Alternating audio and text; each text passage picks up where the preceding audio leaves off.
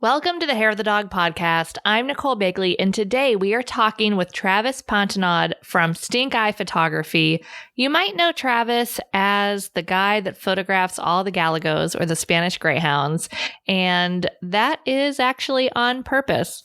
As you'll discover in our conversation, this is his why to tell the story of these dogs, and this conversation should inspire you to get out there and do some work that inspires you, and I think you'll really enjoy it. Stay tuned. Welcome to the Hair of the Dog podcast. If you're a pet photographer ready to make more money and start living a life by your design, you've come to the right place. And now, your host, pet photographer, travel addict, chocolate martini connoisseur, Nicole Begley. Hey everybody, Nicole here from Hair of the Dog, and today I have a special guest, Travis Patenaude from Stinkeye Photography outside of Chicago. Travis, welcome to the podcast. Hi, Nicole. I'm completely honored to be able to be on your show, and so thank you very much for this. Oh my gosh, of course. I can't believe it has been 5 years almost since we first met. Travis was one of our students at our very first Barca, Barcelona, outside of Barcelona back in April 2016, which is coming up on 5 years. Can you believe that? I'm still amazed, and I look back at it, and I feel so lucky to have been in that first group. Yeah. To watch everyone else business grow and what they've done between Craig, Kat, and everyone else. And it's been amazing to see that.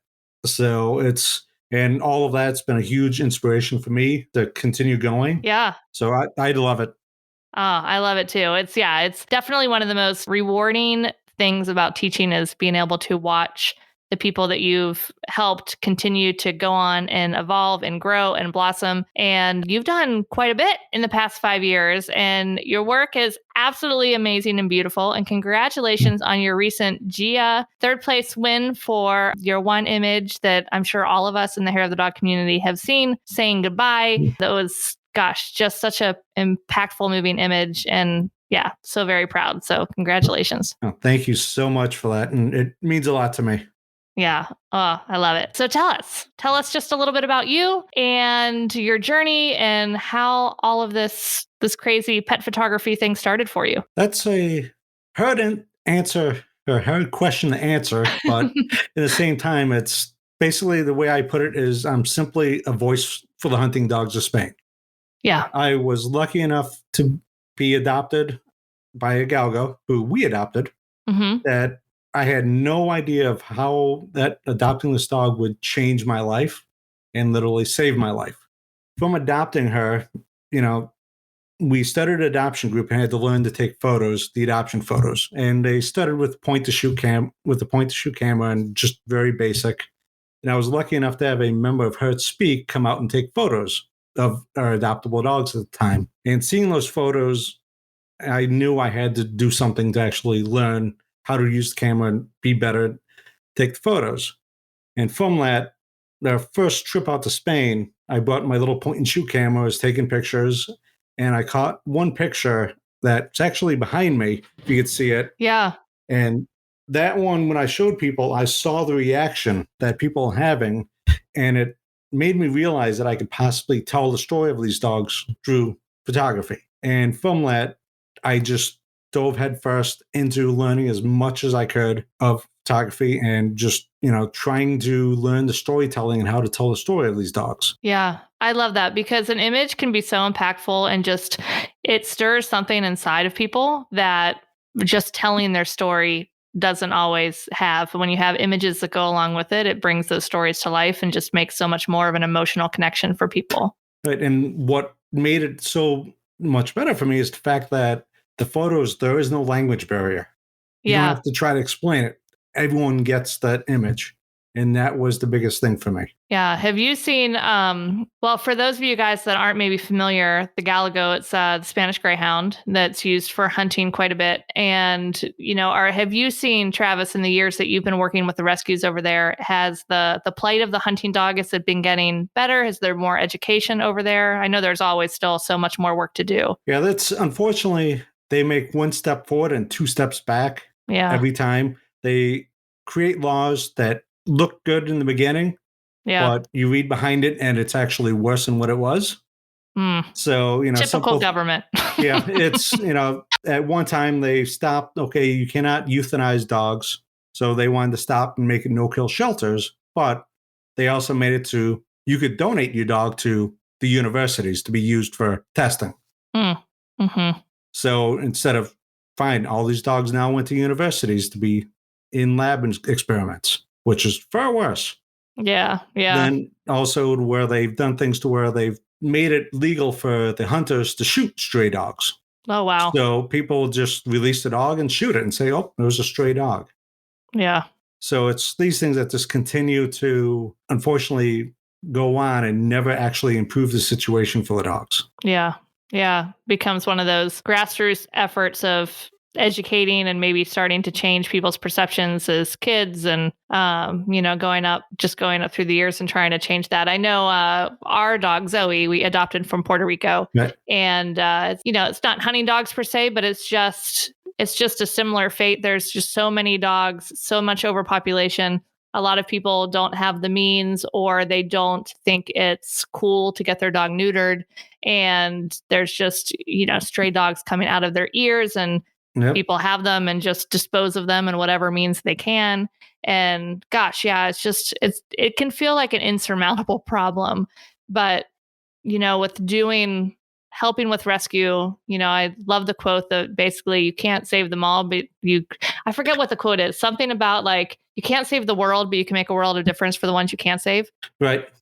And, so certainly focusing on those specific cases of what we can do and continuing to help is always a good thing to do. Exactly.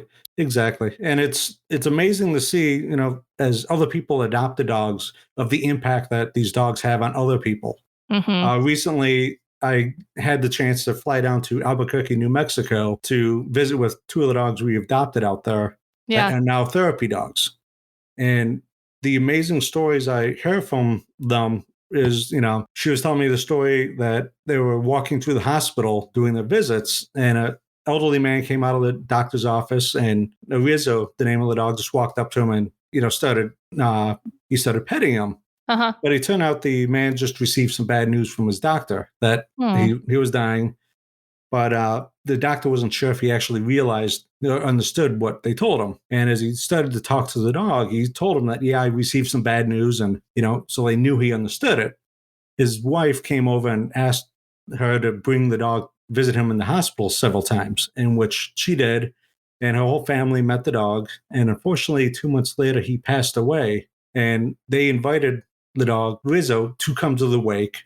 And they even made the restaurant move everything outside so Rizzo could be attended. Yeah. So it was just those simple things. And there's another story of he goes to visits a rehab center where they have a bunch of girls that have been involved in sex trafficking and abuse. And they have one girl that very tall, slender, black hair, and the dog is black. So she automatically went right to him and she would lay on the ground with him and just pet him. And she would stop and he would nuzzle her. And so she would start petting again. And she just kept doing that. And that was the best therapy for her. So it's hearing those stories that, these dogs that were trash dogs in Spain and how much of a difference and impact they're having on other people's lives is amazing. And that's what continues to push me for this. Right. I love that. I love that your whole reason for photographing and starting a business and just growing your skill, like you have always had a very clear why.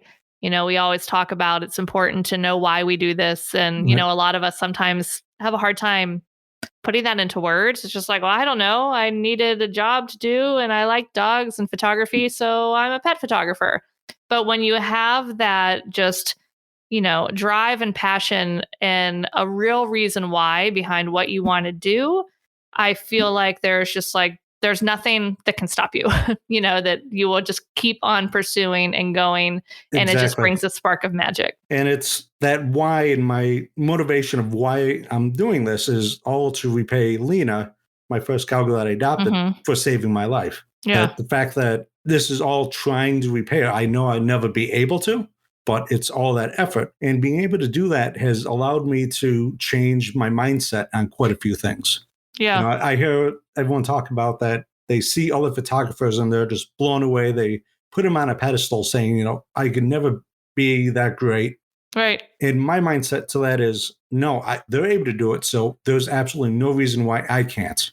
Mm-hmm. It's taking that mentality and just turning myself into the learner and learn as much as I can to do it.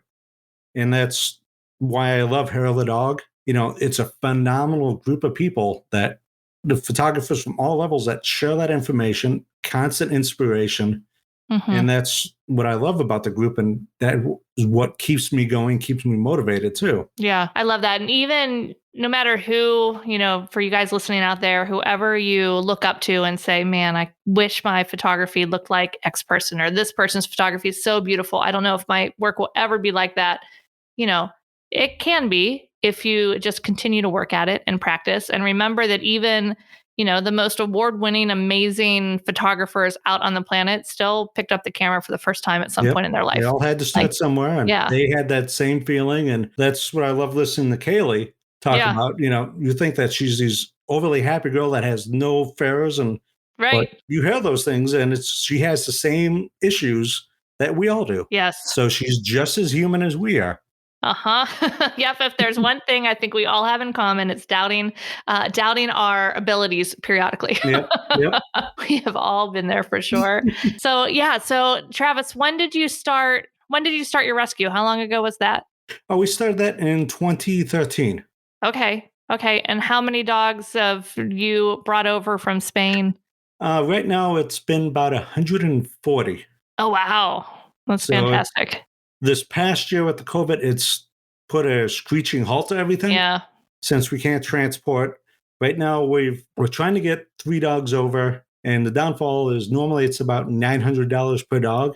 Yeah. And now it's about $3,000 per dog. Oh, wow. So, and we've unfortunately had to cancel the flight twice because the airline changes the flight on us.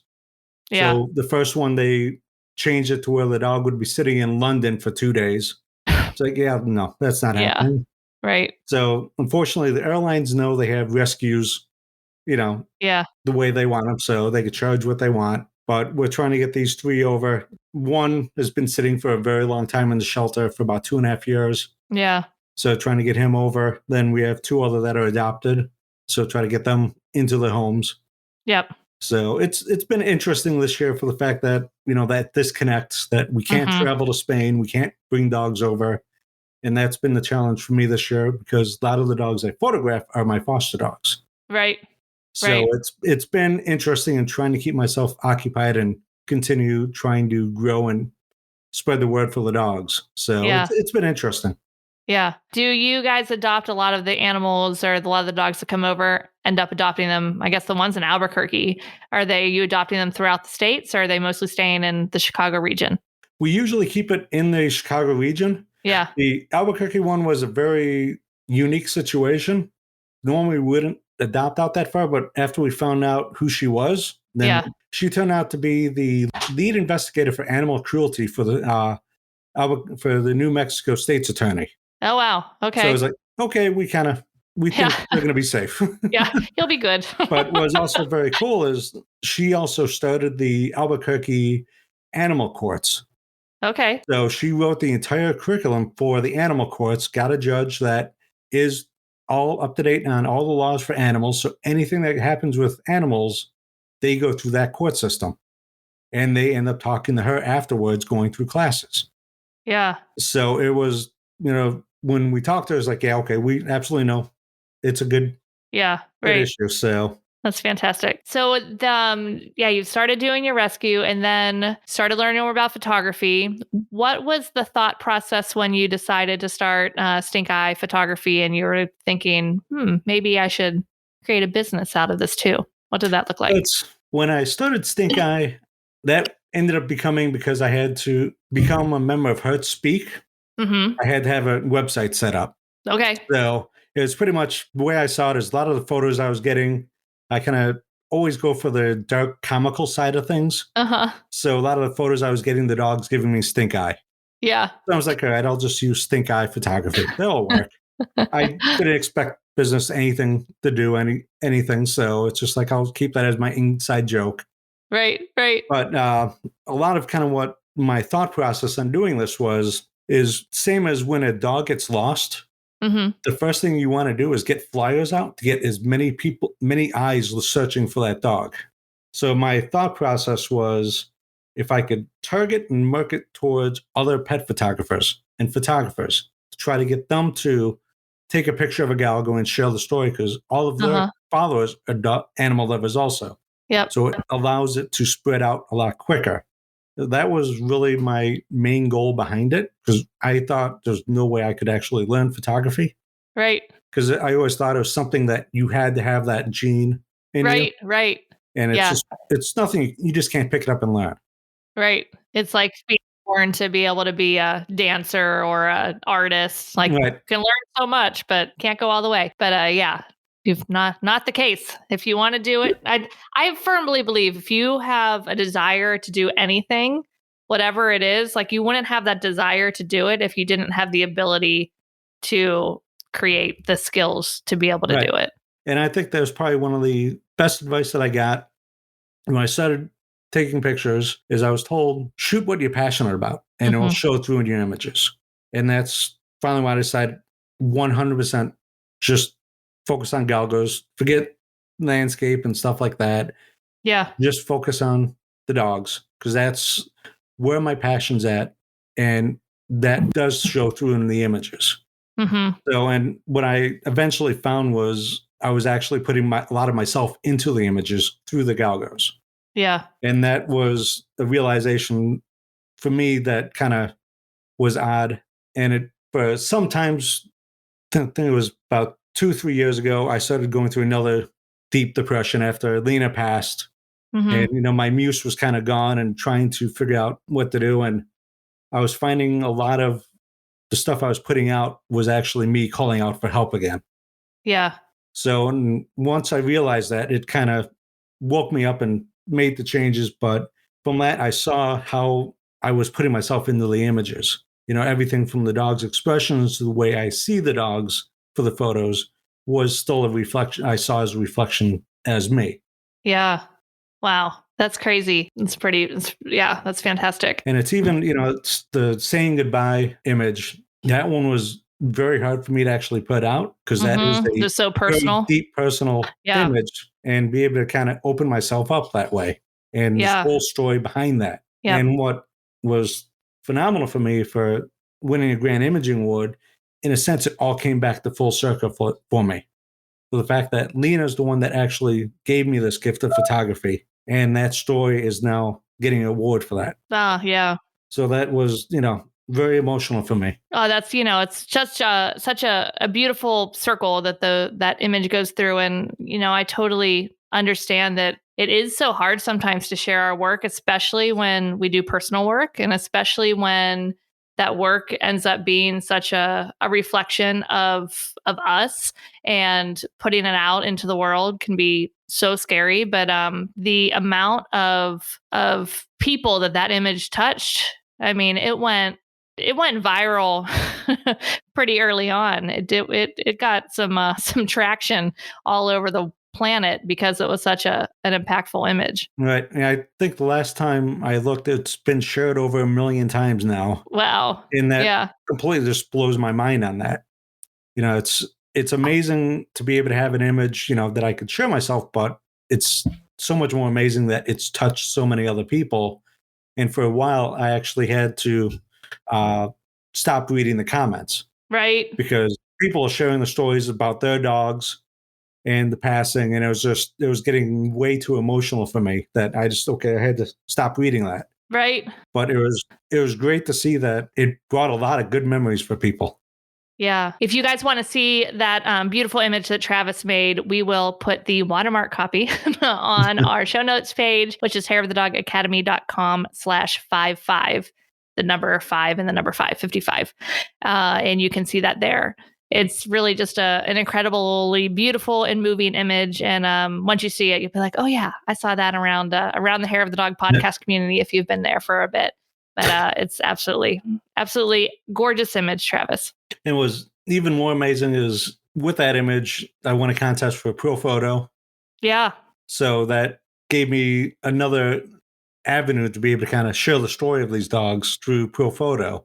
Right. Reaching so many more people. Yes, Yeah. and that's what's been so amazing about it. And with that image, even for the PPA Yeah. pre-competition, Right. I was hesitant on actually submitting it. Yeah. But I kind of had to remind myself that I have to be true to why I'm doing this. Yeah. Why were you nervous of submitting it? Just because it was so close to you? Yeah, it was close to me, and getting that feedback or things like that it wouldn't do good. It's just like, I was too attached to the image, basically. And it's best to not be attached to those. So yeah. Well, but sometimes you can't help it. I know I put one in this year that it was total mixed reviews on people saying if it would do okay or not. It didn't alone, but it did merit.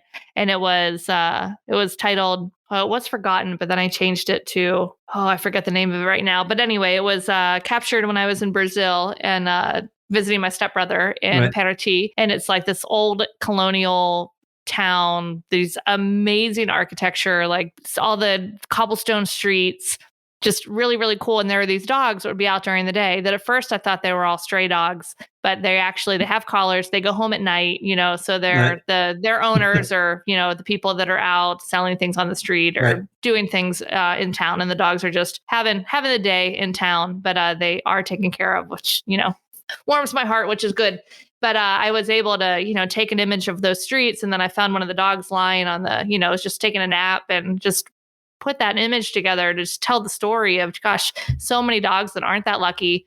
And, it was one of those things where people were saying, I don't know how well it'll do. And I'm like, I have to put it in there. I just felt like that I needed to share that. And, I think it's worthwhile. So I think anytime that you are kind of creating more work from that kind of personal view and sharing a little bit of what you're, what's meaningful to you, it can be a little bit scary, but totally worthwhile. I strongly agree that you have to be true to yourself of what you're doing and why you're doing it. And you shouldn't have to change your images to fit certain criteria, things like that.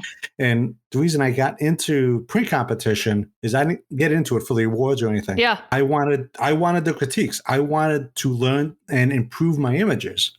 That's what I strongly went in there for. All the other stuff is just, cherry on top of it. But I wanted to learn how to improve my images, and that was the best way to do it. And the least inexpensive way of doing it. Yeah. So, yeah, I agree. It's absolutely impossible. I mean, there's so many different kinds of print competitions. I've really only dealt with PPA's international print competition, but it's impossible to do those and get some feedback. Sometimes maybe it's not the feedback you want to hear, but it's impossible to keep doing those, get the feedback and not improve. And to be able to be inspired by all of the different images that are in those competitions, even though you're not competing against others, you're competing against yourself. It's just so inspiring. And it has definitely improved my work over the past 5 years that I've been doing those, and makes a big difference. Oh, it does. And I had another image. I think it was my first year doing the print comp. It's the dog wearing the rabbit mask. Oh, yes. I love that one. And that one, I was told people would not understand it, wouldn't get it. But that one to me there was a couple of things with that image. One is, once again, it's exactly my goal of my why of why I'm doing this, of sharing that story. And that one was the first image that I actually had a true concept in my head that I was able to put into an image. And that's also one that I've learned that I think I did about 300 photos and 4 different sessions to try to get the picture, because getting the mask to stay on, because she was actually wearing the mask at the time, getting her to sit correctly, getting the light correct. And I think by the 4th time, my wife was ready to kill me. My dog was never going to look at me again. And I was at the point of saying, okay, fine, I'll just have to deal with what I got. And then she gave me that exact look, and I'm just like, click, click, click, click. And I was like, thank you. Got it. Let's go. You can be done now. So but that taught me that, to keep trying. Failure is not a bad thing. You learn from failure. So that's the whole point of it. Yeah, I think that's such an important way for people to look at anything, whether you're learning the craft, whether you're opening your business and personal life and professional life, is that failure is nothing more than the opportunity to start again with some more information. Yep. And if you look at it from that lens, that it's there to teach you something, then it just allows you to make it turn into a positive, where if you allow yourself to just say, oh, that didn't work. Oh, okay, I can't do that. And just like shut doors in your face because you're allowing yourself to make an excuse because, Yep. Maybe it's a little scary to push through and try again because you might fail again, but who cares? Then you get to learn more and you get to try again. So it's definitely a great lesson. It's try to use that as much as I can. It was a couple of years ago, I did a whole photo shoot with models and the dogs. Yes, and I remember that those. one was, I threw myself out way into the deep end. And I feel it's important that you should be able to be so far in the water, your head's just above it, but you got to tread the water because otherwise you're not going to learn anything or become stronger. Yeah. So I ended up doing 10 different photos through that shoot in one day. And when I kind of put a model call out, I was only expecting maybe 5 or 6 models to reply. I had 65 models reply saying they wanted to be part of it. So I was like, crap, now I got to decide which models I want to use. I just, fine, if you want to do it, go. Right. But I used all of that as a learning experience. I took some paintings from Louis Eichhardt, and I was using those as my inspiration, and it was a phenomenal learning experience for me. Not only of being able to do the photos, lighting, having to deal with people, because that's a completely different posing. Sure is. And teaching the models that the dogs run the show. If they're not comfortable, it's done. So I don't care how much time you've spent in makeup, getting ready. If the dog's not comfortable, sorry, it's done. But it's learning all of that and doing the whole mood boards for everything to show this is how I want the makeup done. This is how I want the hair done. And so that was a very challenging but awesome learning experience. Yeah. So I definitely recommend, throw yourself out there and have fun with it and use that as the learning experience. And you'll be surprised of what you come away with. Even if it doesn't come out great, right? There's something to learn from it. Yeah, absolutely. And I think having those personal projects or testing new things like that is also the key for us not to get burnt out, because creating the same stuff for your clients all the time, you can start to be a little, you still enjoy it, but it starts to get a little routine where when you really take the time and say, hey, I'm committing to doing something that I have in my head that is just for me. You don't have a client to please. You don't have to figure out how this is going to get printed. You're just like, I just want to create this. And that can do so much for learning and improving your craft and finding more definition in your style and just igniting a new passion for your work. Exactly. It's keeping that fire burning. Yeah. For those of you guys out there that are interested in maybe learning a little bit more about print competition, I just had 3 episodes ago on episode 52. We had Lisa Asp from Tangerine House of Design. We talked all about print competition. So definitely check that one out if you want to learn a little bit more about that. Lisa App's becoming the queen of competition. She sure is, yeah. More diamond awards, and so. Yep. And that's the other amazing thing about the photography industry and pets is, it's amazing of how supportive everyone is. And that's what I love about it. And I've met so many people from doing this. Yeah. And that's I cannot thank everyone enough. And I'm a big fan of showing appreciation to everybody that has helped me in some way and showing that they have helped. And, you're one of them that, Barcelona, the first one that I was probably the biggest newbie there. And poor Greg had to room with me and deal with me that whole time. But it's been phenomenal that out of all the other workshops, Barcelona is still the only one that we still all talk to each other. Yeah. Yeah. And that is the biggest takeaway from that I know I could bounce questions off of everybody and they're going to be honest and talk and tell me. So something does magic when, or happens magic when you spend 5 days with people in another country doing nothing but pet photography. Yep. And the other nice thing is pet photography does attract an awesome type of person. Right. So Travis, for pet photographers out there that, have this cause in their heart that they want to help, if it's a certain breed rescue or a particular rescue or just something that they want to help out there because they feel called to do so.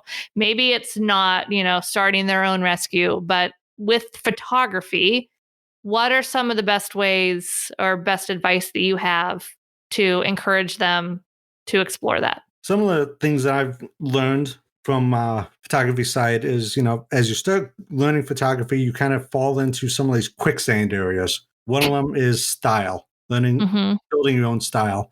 That tends to be a quicksand area that you get so focused on trying to figure out your style and build that. With that is, as you learn photography, one of the most important things to think about before you start is what you want your images to say. Yeah. Of how you want people to see them and the message you want that image to come across to people. And once you have that, that is what will help guide you through creating your style and creating the images that you want. So for me, when I was doing it, the main things I wanted to show was the elegance of the dogs, the grace, and instill some empathy for the people seeing it. And with that, that's kind of where the photographers that I was really drawn to and I've pulled from is between Chris Knight and Tim Flack. Mm-hmm. So I love Tim Flack's images for the fact that the animals look like they're humans. And he uses, there's a connection. I could never remember the scientific term of how people put their personalities onto the animal. Anthropomorphism. That's it. Anthropomorphism. Right. Yeah. I can never remember that. But I can never say it. That is what I wanted my images to say. Yeah. And I wanted people to do that because that creates that connection. And if you create that empathy for the people, that makes them act and want to learn more about these dogs, possibly adopt or gets more information on it. So once you figure out what you want your images to do, it's just finding those people, learning from them, and just doing the time of practice. And it's what I've told people before is they try to learn Photoshop things. It's the way I used to do it out here in Chicago. It's shoot during the summer and during the winter, I wouldn't do any photos because my dogs hate the cold. And so does my wife. Right. So I spent the winter doing nothing but Photoshop. Yeah. And I was very specific about how I learned is I would look at one tool at a time and I would focus on that one tool, edit as much as I can on that, then go to the next one. And I said it so this is what I want to learn. These are my goals from learning from it. And I moved on that way. I had very specific goals for those. That's very methodical. And I looked at it because everyone kept saying practice. You have to practice. Right. Like, okay, so what's practice? You sit there and say, well, you got to go take photos. Like, well, if I take photos, I just learn bad habits. Right. So I took it as being an ex-musician of when you practice, okay, you sit there, you practice your scales, you practice your chords, you practice the strumming and all the music theory. So I took that same theory towards the camera. Yeah. It's during shooting is you want to practice on, the triangle of exposure. Right. So, okay, you set your exposure. Now what happens when you change the shutter speed? What do you have to change for aperture and ISO? Right. How does that all affect each other? And as you change the aperture, how does that affect the image compared to shutter, so forth? So it's making sure that before you do that, you know what you want to practice and what you want to learn from it. Yeah. And you set those goals. Setting that intention, I think, is so critical in everything. No matter what you do, if you take nothing else out of this conversation, it's just to say, before you do anything, before you learn anything, before you create anything, before you get up in the morning out of bed, to set your intention for the day or for your goal for whatever it is you're about to embark on. It just adds so much clarity because I think so many of us just wake up and we go through the day or we go through learning our craft and we're just like, oh, well, now I'm supposed to learn Photoshop. Okay, now I'm supposed to learn Lightroom. Oh, now everyone likes to have this blurry background. I should learn how to do this. You're just getting pushed and pulled based on what all the external forces are to learn these different things instead of saying, what's my intention here? What story do I want to tell? What animals do I want to photograph? What's calling to my heart? And then it helps clear that up so much. And even with that, it's as you start doing your editing is getting your workflow set up. And Right. probably one of the biggest things I've done this year is I've actually created an action that will build out my entire workflow for me in Photoshop. Yeah. So any image that goes in, it creates that workflow for me. So I know exactly what I need to do, and it's the exact same each time. Nice. And that's helped me so much in consistency. Right. Because that's usually one of the hardest things to get through is find the consistency through all your images. So, and as you learn from other people, it's, as you've talked about before, is not cloning other photographers, their styles. And same thing with editing is you take the little tidbits and you mix them all up and you make your own editing. And there's something I've been working on for about 2 years of being able to bring out detail in fur. And I finally had the final part of it locked in. I was finally able to fine tune it all this past summer. Since lockdown, I had plenty of time to kind of play in the Photoshop. computer. So I finally had that locked down. And once I did that, that's when everyone started saying, it's like, okay, your images are so detailed and clean that, that tells me, okay, I finally got to that point. Nice. And it's finding those things of, it's nice to learn from other people. Once again, I always put it back to music. When I learn guitar, I mimic other guitarists. You learn how to play like Jimmy Page, Eddie Van Halen, but I don't want to be in a cover band my whole life. Right. So when I go to write my own songs, there's going to be influences of it, but it's going to be what I want and my message with that. So it's continuing to take that and take those little tidbits and add it to your own style. Yes. Yeah, 100%. Because when you're starting, you need to learn something. So you need to have this picture. You don't have enough knowledge to create your own picture of what you want to create when you're first learning, like, oh, how do I get the proper shutter speed here? What's this aperture and that ISO? You just need to do something. And then you're learning these different techniques. And yeah, it's all about, I love to learn as many different techniques as I can. And I will often go learn a technique that I have zero interest in actually moving into my workflow, just something to learn and something's new. And you never know when you're going to get a spark of like, oh, that little piece is brilliant. And I could take that and apply it over here. Yeah. And that will make that so much better. And it's another reason that, all of you guys out there, there's so much local education in your state and local, photography affiliates that it's usually really affordable to join. And they have speakers all the time, even this year they're virtual. Usually it's in person. And I heard so many people in Pittsburgh when we had our local guild there that they would say, oh, well, I don't like that photographer style, so I'm not going to go learn at that talk. And I just want to smack them and say, you don't have to shoot just like that photographer. Why don't you go and learn? And you never know what amazing tidbit you're going to learn where you least expect it. Exactly. And that's the whole thing. For a while, I kind of felt I was like, oh, it's not interested in that because I'm not going to shoot that. It's like, but then again, there's that one tidbit that they'll tell you, that little thing that the way they edit or how they shoot that clicks for you. Yeah. It even gives you a new idea that they explain how they did an image. All of a sudden it, clicks an idea for you for a new image. Yeah. But that's why I learned to try to attend as many workshops as I can, because it's those little tidbits that you never know what spark that's going to in you. And I've learned so many different little things. And it was when I did in January, right before the lockdown, I'm always looking for advanced workshops. Right. So where it's not just, okay, I'm going to set the lights up, you shoot, and then I'll set the lights up again, you shoot again. It's like, well, it's really not my images because you set the lights up and did everything. Right. So I found one where, he'll do that for the first two, but then we have to come up with the ideas and set all the lights up ourselves. And then we all tweak it. So it's those little things that I've learned so much from. And once again, it's shooting people to where we had to dress the models, set up all the backgrounds and everything. And that was a phenomenal class. Yeah. But those are the hard ones to find. But then again, you also have to go back to the basic ones to remind you of the basics, to keep that in the back of your mind of, making sure that you have the exposure, sharpness set up. So it's a constant learning, and you never know what you're going to learn from it.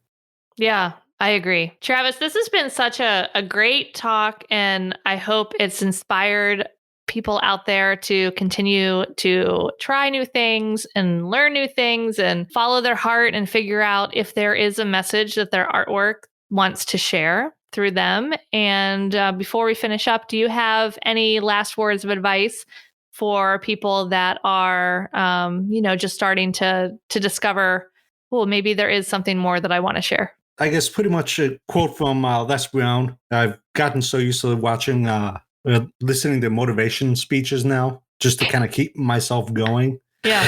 It's one of those things that you say that from Zig Ziglar that, people say motivation does not last, but neither does bathing. That's why you have to do it daily. Right. I love that quote. So, but it goes back to, when you look at someone who's been successful, don't make the mistake of putting them on a pedestal at your expense. You're capable of doing everything they are. It's just leveraging the mentality of your mind to become the learner, and take that and use that for your motivation and drive to become a better photographer and to be able to tell those stories. So that has been my key thing is regardless of any speed bumps I run into, or I see other people images that I look at, there's like, holy crap, how did they do this? I turn that into inspiration for myself. That I could do that. If they could do it, I could absolutely do this. And that is the biggest key behind this, is using that motivation and drive to push yourself. Yeah, I love that. Thanks so much. And before we go, Travis, go ahead and let everybody know where they can follow you online, and Instagram or website or all those good places. So Instagram, it's Stinkeye Photography, and Facebook, same thing. My website is obviously Stinkeye Photography, quick and simple. So nice. Excellent. Well, go follow Travis and go look at some of his beautiful work. And thank you so much, Travis, for being here. Really appreciate sharing your experience. And we'll see all of you guys next week. Thanks again, Travis. Thank you so much. Thanks. Thanks for listening to this episode of Hair of the Dog Podcast. If you enjoyed this show, please take a minute to leave a review. And while you're there, don't forget to subscribe so you don't miss our upcoming episodes. One last thing, if you are ready to dive into more resources, head over to our website at www.hairofthedogacademy.com. Thanks for being a part of this pet photography community.